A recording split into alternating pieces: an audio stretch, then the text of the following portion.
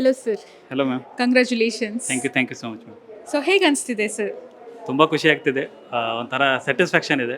ಈ years of preparation ಅದು ತುಂಬ ಲಾಂಗ್ ಜರ್ನಿ ಆಗಿತ್ತು. ಸೊ ಸೆನ್ಸ್ ಆಫ್ ಸ್ಯಾಟಿಸ್ಫ್ಯಾಕ್ಷನ್ ಇದೆ.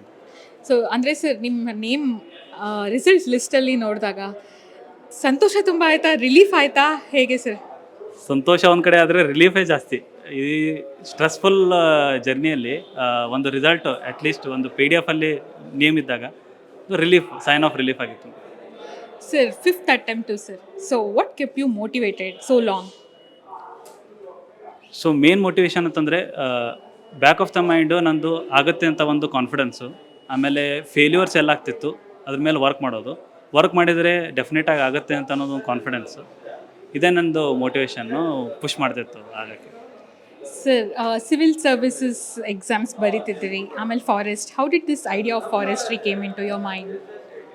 ಸೊ ಫಾರೆಸ್ಟ್ ಸರ್ವಿಸಿಗೆ ಅಂತಂತಂದರೆ ನಂದು ಬ್ಯಾಕ್ ಆಫ್ ದ ಇದು ಅಗ್ರಿಕಲ್ಚರ್ ಬ್ಯಾಕ್ಗ್ರೌಂಡು. ಸೊ ಅದರಲ್ಲಿ ನಂದು ಒಂಥರ ಇಂಟ್ರೆಸ್ಟು ಪ್ಲ್ಯಾಂಟ್ಸ್ ಬಗ್ಗೆ ಇತ್ತು.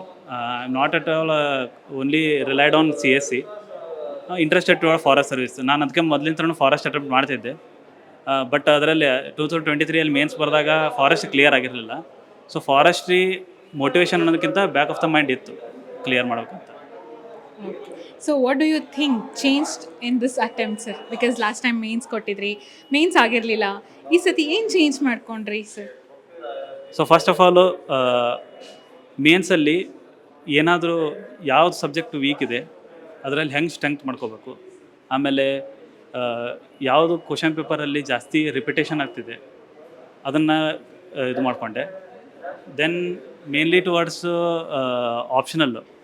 ಆಪ್ಷನಲಲ್ಲಿ ಯಾವುದು ಲೋ ಹ್ಯಾಂಗಿಂಗ್ ಫ್ರೂಟ್ಸ್ ಇದೆ, ಯಾವುದು ರಿಪಿಟೇಷನ್ ಆಫ್ ಕ್ವಶನ್ಸ್ ಇದೆ, ಅದ್ರ ಮೇಲೆ ವರ್ಕ್ ಮಾಡ್ತಿದ್ದೆ. And then comes to interview. ಆ ಇಂಟರ್ವ್ಯೂ ಸ್ಟೇಜ್ನಲ್ಲಿ ಅದೊಂಥರ ಪುಷ್ ಮಾಡಿತು. ಬಿಕಾಸ್ ಮೇನ್ ಸೆಲೆಕ್ಟ್ ಆಗಿದಾಗ ಒಂಥರ ಖುಷಿ ಇದ್ದು. So it kept pushing. So sir, how would a productive day be like? How would your unproductive be like?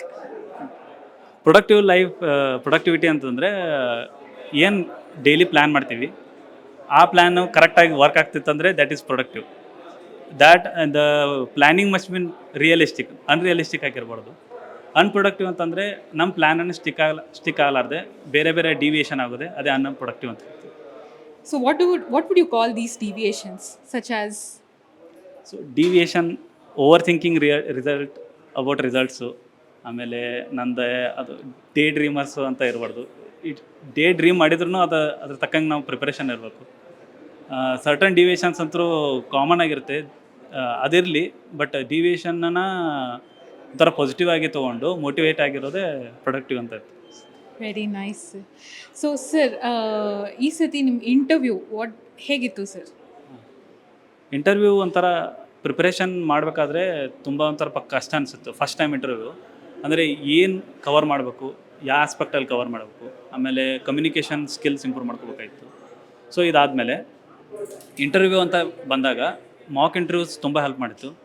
So I met Srinivas sir for the India for IAS. ಅವ್ರು ಹೆಂಗೆ ಅಂದರೆ subjective ಬಿಟ್ಟು ಹೇಗೆ ಒಬ್ಬ ಪರ್ಸ್ನಾಲಿಟಿಯಾಗಿ ಅವರು ಜಡ್ಜ್ ಮಾಡ್ತಾರೆ ಆ್ಯಸ್ ಎ UPSC, ಅದನ್ನೆಲ್ಲ ಹೇಳ್ಕೊಟ್ರು. And given other marks also. So mock interview ಒಂಥರ ಹೆಲ್ಪ್ ಮಾಡಿದರೆ ರಿಯಲ್ ಇಂಟರ್ವ್ಯೂವರಲ್ಲಿ ನಾವು ಹೇಗೆ ಕಾಮಾಗಿರ್ತೀವಿ, so how to approach the panel, ಆಮೇಲೆ ನಮ್ಮದು ಅದೇ ಕಾನ್ಫಿಡೆನ್ಸ್ ತೋರಿಸ್ಬೇಕು, ಬಟ್ ಹಂಬಲ್ನೆಸ್ ಇರಬೇಕು, ಹಾನೆಸ್ಟಿ ಇರಬೇಕು. ಇದು ಇಂಟರ್ವ್ಯೂ ಸ್ವಲ್ಪ ಲರ್ನಿಂಗ್ಸು. ಸರ್, ಫಾರೆಸ್ಟ್ರಿ ಬ್ಯಾಕ್ಗ್ರೌಂಡಿಗೆ ನೀವು ಅಂದರೆ you had BSc and MSc also. You think it help you in this Indian forest service examination, or ಆ ಬ್ಯಾಕ್ಗ್ರೌಂಡ್ ಇಲ್ದಿರ ಕೂಡ ಕ್ಲಿಯರ್ ಮಾಡ್ಬೋದಾ? ಡೆಫಿನೆಟ್ಲಿ ಬ್ಯಾಕ್ಗ್ರೌಂಡ್ ನಂದು ಹೆಲ್ಪ್ ಮಾಡ್ತು. Because agriculture is broader in terms of syllabus. ಅದು ಫಾರೆಸ್ಟಿಗೆ help ಮಾಡಿತ್ತು. Certain aspects ಬರ್ತವೆ, ಸಾಯಿಲು, ನರ್ಸರಿ ಟೆಕ್ನಿಕ್ಸು, ಅದು ನನಗೆ ಹೆಲ್ಪ್ ಮಾಡಿತ್ತು ಡೈರೆಕ್ಟ್ಲಿ. ಸೊ ನೀವು ಇನ್ನೊಂದು ಕ್ವಶನ್ ಕೇಳಿದರೆ ಅದೇ ಬ್ಯಾಕ್ಗ್ರೌಂಡ್ ಇರಬೇಕಂತೇನಿಲ್ಲ. ಸೈನ್ಸ್ ಬ್ಯಾಕ್ಗ್ರೌಂಡ್ ಇದ್ದರೆ, ಇಂಟ್ರೆಸ್ಟ್ ಇದ್ದರೆ ಮಾಡ್ಬೋದು. ಸರ್, ನೀವು ಈ ಸಕ್ಸಸ್ನ ಯಾರಿಗೆ ಡೆಡಿಕೇಟ್ ಮಾಡ್ತೀರಾ ಸರ್? ಮೇನ್ಲಿ ಆಲ್ಮೈಟಿ ಗಾಡು, ಆಮೇಲೆ ಪೇರೆಂಟ್ಸು ಮತ್ತು ನನ್ನ ಬ್ರದರು, ಆಮೇಲೆ ಫ್ರೆಂಡ್ಸು. ಇವರು ತುಂಬ ನನಗೆ ಹೆಲ್ಪ್ ಮಾಡಿದರು. Parents in terms of financially ನಾನು 5 ವರ್ಷ ನನ್ನ ಈ ಜಾಬ್ ಇರಲಾರ್ದನು ನನಗೆ ಪುಷ್ ಮಾಡಿ ಇದು ಮಾಡಿದರು. ಆಮೇಲೆ ಮೆಂಟಲ್ ಹೆಲ್ತ್, ನನ್ನ ಮಮ್ಮಿ ಜೊತೆ ಮತ್ತು ಪಾಪ ಜೊತೆ ಮಾತಾಡ್ತಿದ್ದೆ, ದಿ ಕೀಪ್ ಮೋಟಿವೇಟಿಂಗ್, ನೀವು ಮಾಡ್ತೀಯ ಅಂತ. ಅದೊಂದು ಫೇತ್ ಇತ್ತು ಅವರಿಗೆ. ದೆನ್ ಮೈ ಬ್ರದರು, ಅವ್ನು ನನಗೆ CSAT-ಅಲ್ಲಿ ವೀಕ್ ಇದ್ದೆ, so is good at maths.